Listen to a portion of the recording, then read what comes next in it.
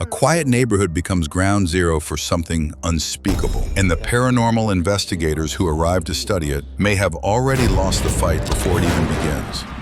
We open with Clara washing dishes when she starts hearing strange voices coming from the sink, growing increasingly unsettled as she keeps checking and rechecking the tap when her husband Juan returns home, cheerfully recounting a minor accident with a dog. She barely registers what he's saying, fixated instead on what she heard. He initially brushes it off, but Clara insists it was a human voice, warning her that they intend to kill her that night. Banging noises wake the couple, and while Clara heads to the bathroom, Juan grows furious, assuming their neighbor is doing late-night repairs again. After shouting uselessly at the wall, he storms over to confront neighbor Walter directly, but gets no response at the door. Returning home and realizing Clara's been gone a while, he goes to check on her, only to find her floating in midair, drenched in blood, being violently thrown against blood-soaked walls by an unseen force. He rushes to save her, but it's already too late, and Clara dies from her injuries that same night, leaving Juan devastated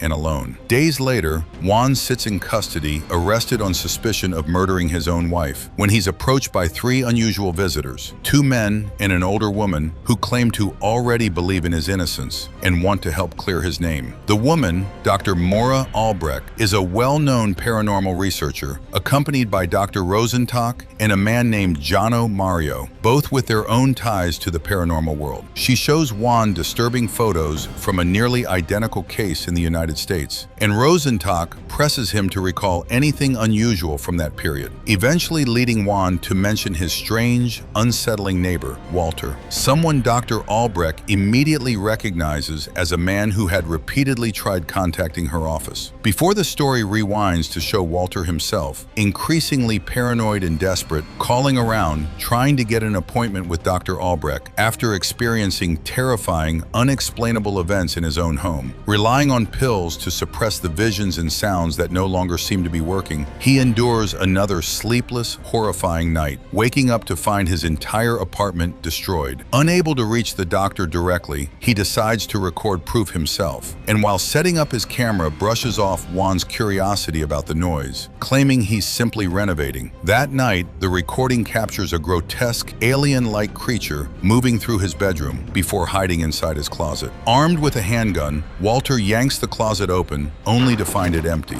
And moments after reviewing the footage again, the creature ambushes him from behind, and his terrified scream cuts off abruptly. The next day, a young boy runs by Walter's window for a drink of water, only for an eerie voice to warn him to run and never return. Startled backward into the street, he's struck and killed by a passing bus, an accident Juan witnesses firsthand, recognizing the boy as his neighbor Alicia's son, and running to break the devastating news himself. At the funeral, Clara comforts a grieving Alicia, while Juan quietly notices Walter has seemingly vanished entirely since that night. Elsewhere, an older man named Jono receives an urgent call from his police chief friend, Funes, requesting his help on a serious case. Back at Alicia's home, she notices strange, child-sized, muddy footprints outside her door. Once Jono arrives, he finds Alicia in shock, covered in dirt, while nearby officers appear visibly shaken. Funes leads him to the real horror, the boy's corpse, seemingly having dug itself out of its own grave and returned home, sitting upright inside the house. Officers claim to have seen it move firsthand. Jono inspects the body, ruling out staging by the grieving mother due to scratch marks under its fingernails, suggesting real digging. Though he still insists on discreetly checking her clothes to be thorough, as they leave the room, a glass shatters on its own behind them, and Jono urges Funes to keep the situation quiet to avoid public panic or scandal, convincing him to quietly rebury the child and sedate Alicia so she won't witness it happening. Outside, they run into Dr. Albrecht, photographing Walter's abandoned house, and after friendly introductions, Jono brings her along to see the corpse himself. An increasingly anxious Funes worries about the consequences of her documentation, especially given his own pending retirement and clean record. Once inside, Albrecht notices handprints and footprints throughout the home, before finally locating the source of a foul smell, the body itself. While examining it, Jono shares his own unsettling history working in forensics, recalling 2 separate incidents of supposedly dead bodies reanimating during autopsies. He theorizes these events tend to follow people who've disturbed something not meant to be disturbed. And Albrecht, a fan of his published work, shows him Walter's photographs, cementing her belief that genuine paranormal activity is unfolding here, now backed by undeniable physical evidence. Outside, another neighborhood boy discovers the corpse through a window and flees in terror after it turns to look at him directly, dropping his bag and unknowingly capturing the whole encounter on his phone. Jono and Albrecht decide to hide the body inside an outdoor freezer, unaware they've just been secretly filmed. Later, with Funès present, the group watches in horror as the body shifts inside the freezer on its own, prompting Albrecht to recruit outside help while pressuring Funès to formally cooperate. Back in the present, the trio explains to Juan that Funès is now assisting them too, though it still isn't quite enough, and every other neighbor has already agreed to let their homes be used for investigation, except him. Juan signs the necessary paperwork, and the group splits up to investigate separately. Albrecht taking Juan's house to examine where Clara died, Jono heading to Alicia's home, and Funès accompanying Rosenstock to Walter's abandoned house. Nobody has any idea what's actually happened to Walter himself. As the investigation begins, Rosenstock and Funès discover strange markings on Walter's bathroom wall under UV light, and Funès, visibly terrified throughout, admits his fear openly to Rosenstock, who claims to feel the same, despite showing none of it. When Funès calls Albrecht for guidance, she insists they must continue working in the dark, since whatever they're searching for won't reveal itself under electric light, denying his offer to simply fix the wiring. Meanwhile, at Alicia's house, Jono intercepts a voicemail meant for her from the mother of the boy who filmed the reanimated corpse. Revealing the footage has already been seen back at Walter's, Rosenstock and Funès explore further, discovering knives suspended unnaturally beneath a cabinet. And when Rosenstock touches them,